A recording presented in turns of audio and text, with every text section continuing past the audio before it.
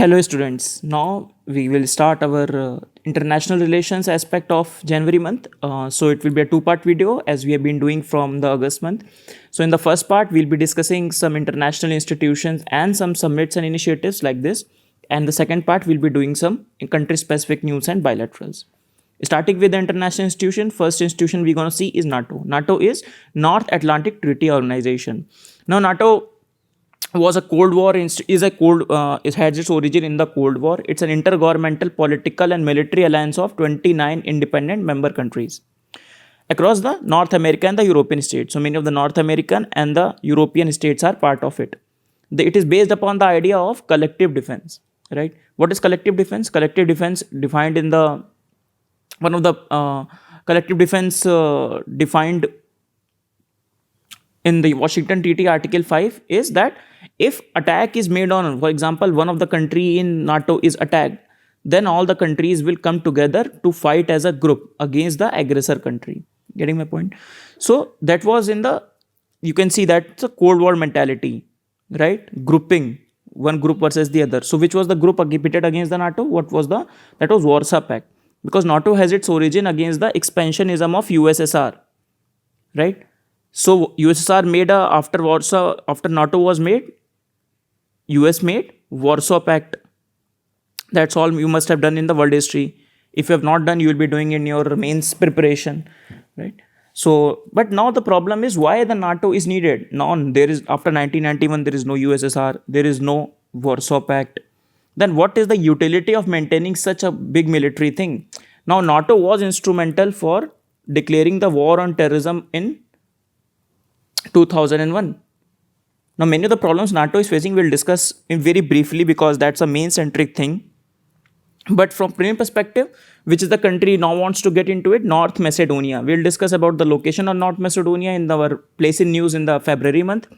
So it will be a 30th country into the NATO, and all the other 29 countries have to ratify its inclusion into the NATO, right?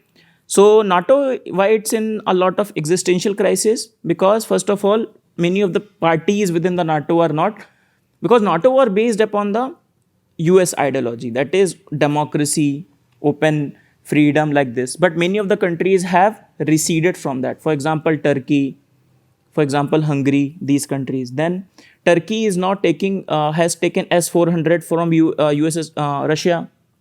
We have already discussed that. And the US has suspended the F-35 fighter jet program from the Turkey because of this. Secondly, Mr. Trump was not very much enthusiastic for NATO. He used to say in his campaign speech itself that NATO is an alliance that is long-lived its utility. NATO is no more needed because we are spending too much on NATO. So he said that every country must spend at least 2% of their GDP on the defense. But not every country is doing that. For example, only 3 to 4 countries are doing that. One of the major partners, Germany, has announced that defense spending would be 1.25%, which is well below the 2% decided by the United States. The US is saying why we should pay for the security of these countries. We need some sort of reciprocity from these countries. These countries should take the self-reliance on themselves, right? So this is the one thing. Then Paris, so this is NATO, right? It is facing a lot of existential crisis because the main leader US is receding in its willingness to participate in NATO. However, the grouping remains relevant as the more challenges such as cyber, these are the main thing, right? More challenges, cyber security, terrorism, these challenges are getting, so the NATO has to evolve itself to fight against these transnational challenges. Next is Paris Peace Forum. So Paris Peace Forum is a international event held in Paris, obviously, international event on global governance issues and multilateralism. So our foreign external affair minister, Mr. S. Jaishankar has went there and discussed some strategic issues. French President Mr. Macron was also there. So the forum convenes head of the states, local representative, national local representative from international organizations, active from the civil society. So a multi-stakeholder approach is there. So they discuss, they meet and they talk about different topics that have implication on countries as well as on the global issues. For example, peace, security, development, environment, and these things, right? Okay. Next is RCEP. Now RCEP, too much in news, right? Last year, because Prime Minister has withdrawn, India has withdrawn from the RCEP negotiations. So RCEP earlier was proposed free trade agreement among the 16 nations. So if that would have been into the existence, that would be the one of the biggest free trade agreement in the world. Among the 16 countries, 10 countries of ASEAN and its 6 already FTA partners such as India, China, Australia, New Zealand and Japan, South Korea. You should remember in a club like this. Okay, so these are 16 members. Very easy, very famous grouping. Now, why India has withdrawn, right? Because of the government has cited, the Prime Minister has cited that the negative impact on the farmers, MSME and dairy sector. In fact, many of the lobbies, many of the trade unions, many of the labor unions have protested against joining of the RCEP. Apart from that, so if RCEP would have come into existence, it would account for 45% of the world population because India and China are there. Combined GDP of 30% of the global GDP and 40% of the world trade. Such a huge block would have created, right? So it came into existence. The negotiation started in 2012. Now finally, India has withdrawn from it. Now, why India has backed out? Now, India has backed out because of few things. First of all, India was China threat because India has a lot of trade deficit with respect to China, and one of the clause was one of the thing that India can say that China's imports can be stopped from China itself. There can be some restrictions, but China can use the other nations of RCEP to push the goods into India. So India wanted rules of origin requirement, and that is not catered to.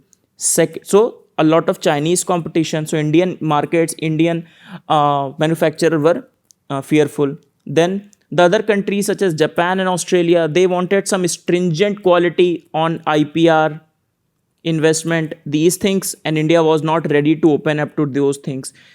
Third point that India wanted too much integration on the service front, and that was not catered to. Right, India wanted greater access to the RCEP country for service sector because India is a global leader in service sector, but that was not there. Then India want the Chinese market for pharmaceutical. China does not allow the pharmaceutical of India. So a lot of concerns were there. Now the questions will not be in the prelims. Question will not be on this thing. I think question will not be on the RCEP itself. Right. So the question can be around it. Question can be on ASEAN. Question can be around East Asia Summit like this. Right. So these things are for the mains. So question will be that RCEP we have taken out. Now what are the chances, what the possible implications on India, or what is the way forward for India? In fact, Japan, one of the strategic partner of India, has said that India should join RCEP, and they still want that India should join RCEP. They want to concede to some of the concessions to, they want to do some concessions to the India itself. Because joining the India will also help the RCEP to become a stronger bloc, right? Next is Organization of American States. So OAS. So again, not an Indian concern, but it was in the news. So headquartered in Washington, DC. So Organization of American States means just like SAARC, right? The Association of South Asian countries, ASEAN South Asian countries. It's formally a loose organization of all the American states, right? So idea behind the regional solidarity and cooperation among the member states. It is based upon the idea of the Monroe Doctrine. So Monroe was the 5th President of the United States from 1817 to 1825. What is Monroe Doctrine? So Monroe Doctrine was actually famous in world history, in the American imperialism. So Monroe, basically he said that in the time of Monroe, these countries of Latin America were getting decolonized, I should say, or the Spanish or the Portuguese were getting out of it. So many of the countries were becoming independent, and European expansionism was on rise. For example, countries like Britain, France were taking lead. Now the Monroe has said that no European country should come into this existence. We will take care of those countries, right? So it opposed the European colonialism in the America. So it was just saying that we will colonize these countries, you will not do this, right? That is what like that. So Organization of American States is based upon that philosophy. In the current form, OS was again in the Cold War era. You can see this against the bulwark against the rising communism. So using OS as a platform, so that these countries should not fall prey to the idea of communism. ठीक है, चलो, okay. Not important for a prelims examination. Then Greenpeace, very controversial organization, especially in India. Now it is an NGO headquartered in Amsterdam. So please make a list of these organizations and their headquarters. The question can be asked on it because these organizations are always in the news because of some reason, positive or the negative. Right. So Greenpeace, from the name itself, Greenpeace. So it raises the question on the environmental issues. Now, many of the IB reports have said that Greenpeace is causing some is working for some vested interest. Many of the works of the Greenpeace are against the developmental priorities of India. For example, they say against GM food, against palm oil. They are protesting against the everything, and because of their protest, the Indian developmental journey is getting hampered. These are not genuine protests. These are vested interests, funded by the vested interest, right? So this is that. In fact, Indian government has put some issues against the Greenpeace and also against the Amnesty International human rights organization. The next is Commonwealth Human Rights Initiative. So this Commonwealth Human Rights Initiative headquartered in London. Apart from that, its regional headquarters in London and Ghana. So obviously, like normal NGO, it's an independent, non-partisan, non-profit organization working for the human rights, right? So it was in the news in the context of the NRC and the detention center. So working towards the practical realization of the human rights in the countries of the Commonwealth. So Commonwealth countries, we will see which are the Commonwealth countries. Basically, they are the old countries which were part of the Britain colonial empire. Okay. Right. Next is, so that is why they were in news. As I told you, with respect to the NRC, NPR, citizenship, they have made some comments, and that is why they are in the news. Next is World Anti-Doping Agency, the WADA. WADA always remains in news. Currently, it is being news because it has banned the Russian players from participating in the international events for the coming 4 years. So including the FIFA World Cup in Qatar, including the Tokyo Olympics. So they said they can participate in their personal capacity on a neutral flag, but they cannot participate in representing the Russia, because Russia has found to be a state-led doping charges. And many of the whistleblowers have come out saying that Russia does this. Okay. So it has banned the 4 years for accusing Moscow for falsifying data on the anti-doping laboratory. Now, they have asked data from the Moscow and they have given them the false data. It is headquartered in Montreal, established in 1999. So, why Russia cannot participate in the Tokyo Olympics, FIFA World Cup, and they are banned for 4 years, right? So, obviously, the institute will be looking for integrity, accountability, and excellence, one of the core values for the sports, or for the sports to remain a non-partisan, objective, and showcasing the integrity of the players. And doping charges against the Russian players has been in news for the last 5 to 6 years. And it is said that the state is directly responsible. State is sponsoring though. It is not sportsmen sponsored, but rather the state is doing so. Next is AIIB. So Asian Infrastructure and Investment Bank. So this bank is been news because they have added $5 million more to Indian investment to expand the Mumbai suburban railway network. So cover the many peripheral area of the Mumbai, improving the mobility of the Mumbai. So it was proposed by China. It is a China-led initiative. In fact, it is said to be initiatives against the World Bank or IMF, structure of IMF, that is very much dominated by the Western powers. So it has been the institutes like AIIB, institutes like NDB, they are created to challenge the hegemony of the Western on the financial sector. Okay. In fact, these are the few institutions which showcase how China is coming up on the global scale. Okay, so currently it has 78 members and 22 prospective members. Okay, so prospective members, these numbers keep on changing. For example, prospective will go less, it will increase here. The membership of AIIB is open to all the members of World Bank and Asian Development Bank and they are divided into regional and non-regional players. Now the regional players should have 75% of the voting rights. This is the condition of AIIB. Now they have already asked question on AIIB and NDB both, so I don't expect the question again to be asked on these two things. Okay, China is the highest voting power, and India is the second highest voting power here. So that is what it is important, right? So it has invested around $3 billion into India. So India is said to be one of the biggest beneficiaries of the AIIB. As I told you, regional member must hold 75% of the total voting power in the bank. Okay, right. Next is GCC summit. So Gulf Cooperation Council, GCC, already question was asked previously. We'll see that. So why it was too much in news? Every year summit happens. 2 years back, you must have heard of the Qatar crisis, because many of the countries led by Saudi Arabia, Bahrain, UAE, they have cut off ties with the Qatar.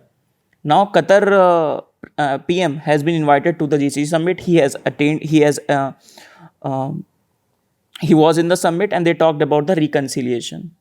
Okay, so the GCC was formed to confront Iran, and the idea was to secure energy supplies and maritime security of the countries.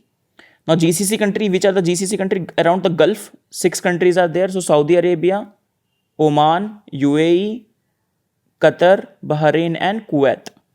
Okay, please remember the capital of the different countries. Saudi is Riyadh, not Jeddah.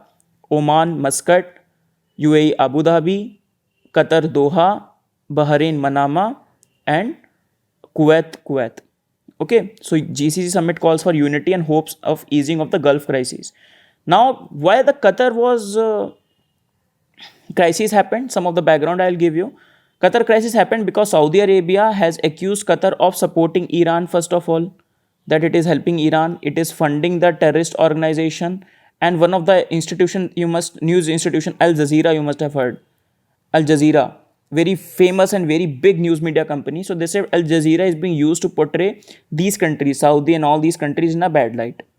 Okay, so these are the charges against the Qatar. However, many of the analysts say the Qatar charges have been made because Qatar is one of the richest places, has the highest per capita income in the world, first of all. Second, Qatar has emerged as a huge player despite having a very small size.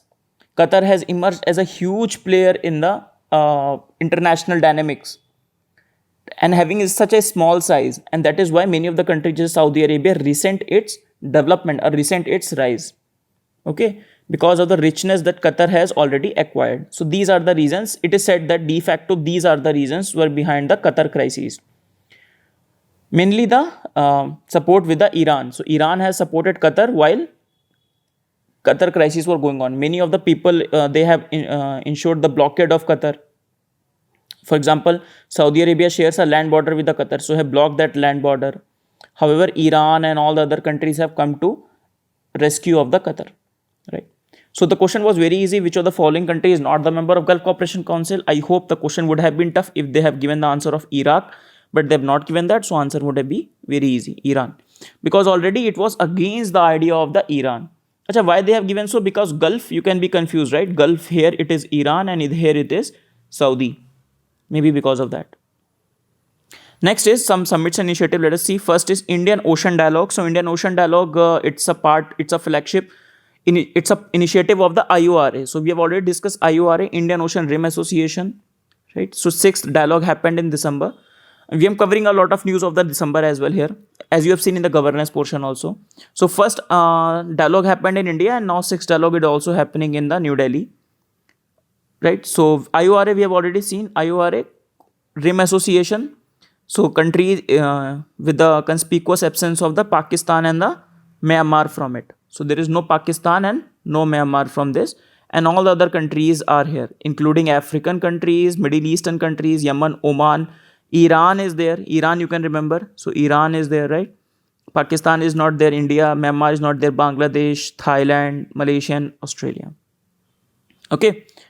So the idea is it's a tripartite in nature, including government, business, and academia. So not only intergovernmental, but also a platform for the discussion among the all the three, government, academia, and the business. Next is East Asia Summit. So we have discussed RCEP, right? 16 member. So include two more, that is US and Russia. So that goes to 18 member of East Asia Summit. Okay. It also happened in November month. So Indian Prime Minister has attended the East Asia Summit. So it has evolved as a forum for strategic dialogue, cooperation, politics, security, economic issue of the common regional concerns. So you can see 18 members, very influential 18 members are included in this particular summit. So Prime Minister Modi has made a speech and he outlines the global challenges, regional cooperation issues, the normal issues. ASEAN is the central, ASEAN connectivity, disaster management, finance, nothing to read here. Okay, so we have conducted in February month, EAS military maritime conference, maritime security cooperation in the under the umbrella of East Asia Summit. We have conducted one maritime security cooperation in Chennai in February month, right? So remember, under the East Asia Summit, but within that one sub-regional cooperation agreement, cooperation forum, that is on the maritime security. Next is Crystal Award. So Crystal Award is given by the World Economic Forum. Why it is important? Because one of us own, Deepika Padukone, got this award. Why?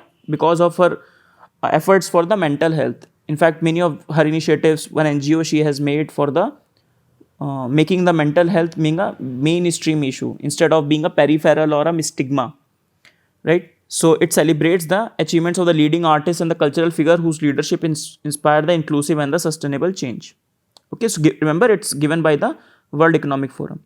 Next is Sagarmatha Dialogue. So Sagarmatha Dialogue will be a flagship event of the Nepal government, right? And this event will discuss the threat of the climate change, because one of the primary target of the climate change are the, as we have discussed, the Himalayan range. So Sagarmatha is the Mount Everest is called Sagarmatha in the Nepal. Okay, so the Nepal has invited Prime Minister of India and Pakistan both. It was supposed to happen in April. Now I've said just open the website and they said obviously due to COVID it has been postponed. It is said to be biggest diplomatic dialogue in Nepal's recent history and will be attended by the many global figures. Okay, so in fact, Nepal earns a lot of revenue because many people come there for the Mount Everest.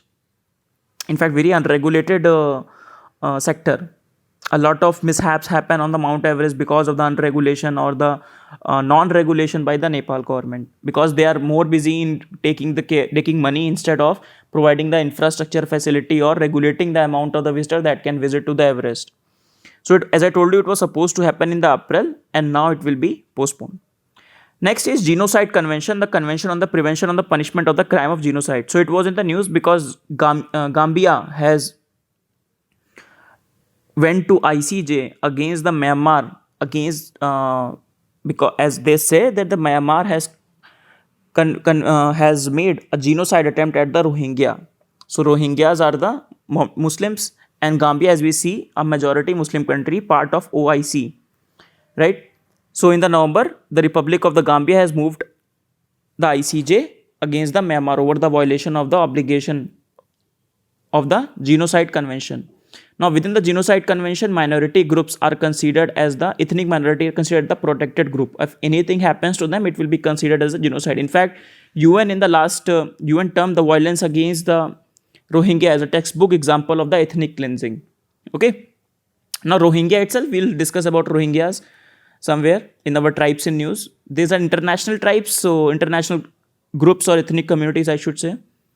So something about Gambia. So Gambia is a Western African country. This is Gambia, right? So Gambia, Muslim majority nation, part of the Organization of the Islamic Cooperation, and they have moved against the ICJ against the Myanmar. So now Myanmar, Aung San Suu Kyi will be preparing a defense against the defense of the work of their military. Why they have committed such crime, or why they have not committed such crime? So they will be presenting their argument in the International Court of Justice, right? So this is the Genocide Convention. Next is Kuala Lumpur Summit. So Kuala Lumpur Summit is said to be one of the flagship summit started by the Malaysian Prime Minister. Okay, so Malaysian, basically there's a trinity that is being in the news: Malaysia, Turkey, and Pakistan. So they want taken leadership. The Malaysian Prime Minister had decided to start a new initiative. Now this initiative is said to be, or it's seen to be, a rival institution to OIC. Okay, so now earlier Pakistan Prime Minister Imran Khan has said that okay, we will participate in that. Many of the Muslim scholars and Muslim leaders around the world will come to Kuala Lumpur Summit. Now the Prime Minister Imran Khan has said that I will join this summit, and he appreciated that because it will give him opportunity to again talk on Kashmir and Indian atrocity on the Kashmiris. Now, after Imran Khan went and met, and obviously this Mr.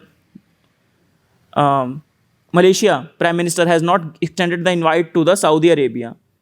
They have not, so that is why Saudi Arabia is not happy, because they can see it is potentially challenging the Organization of Islamic Cooperation, which is led by the Saudi Arabia, right? So again, it's talk about the Muslim leadership, the leader of the Muslim world, because these countries feel, Turkey, this Malaysia and Pakistan, they feel that many of the countries like Saudi, UAE are not portraying the Muslim issues.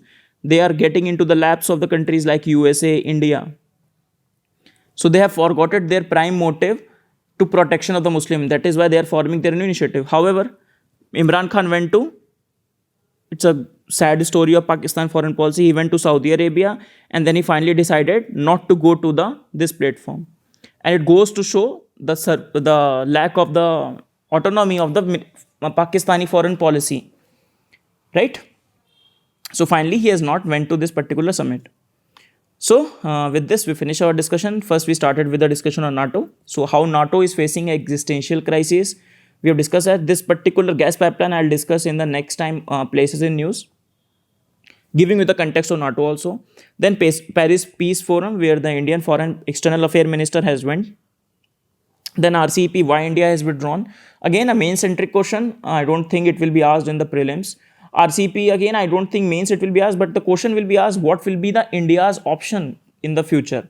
If we have withdrawn from RCEP, what are our options? What should India do so as to ensure, because on the one hand, we talk about multilateralism. On the other hand, we have this mindset where we have protectionist mindset. So how to balance, how to attain a golden mean between both of them, right? Next is Organization of American States, not Islamic State. The Monroe Doctrine we have seen. Then Greenpeace organization, headquartered in the Amsterdam. Then Commonwealth Human Rights Initiative, World Anti-Doping Agency, not very important for prelims. Then AIIB, question has been already asked. GCC, Gulf Cooperation Council. So we have discussed why it was in the news, because of the Qatar, the part of the reconciliation. Then Indian Ocean Dialogue, East Asia Summit. Then Krista Award from World Economic Forum, Sagarmatha Samvad, and Sagarmatha Samvad, Nepal's initiative for the climate change, and finally Genocide Convention, and ended with the Kuala Lumpur Summit. So remember, India has nothing to do with Kuala Lumpur Summit, right? It has been like a Muslim world forum for the discussion of the problems of the Muslim world, right? Issues revolving around the Muslim world. So Pakistan diplomacy, Pakistan foreign policy, we have discussed something. Okay, because the question can confuse you. They can ask, India has participated in the Kuala Lumpur Summit. So obviously India has not participated, but they can fool you with respect to that. So just need to know that that happened. With this, we finish our first session. In the next session, we will talk about some country-specific news and some bilateral initiatives, right? So see you everyone in the next class. Bye-bye for now.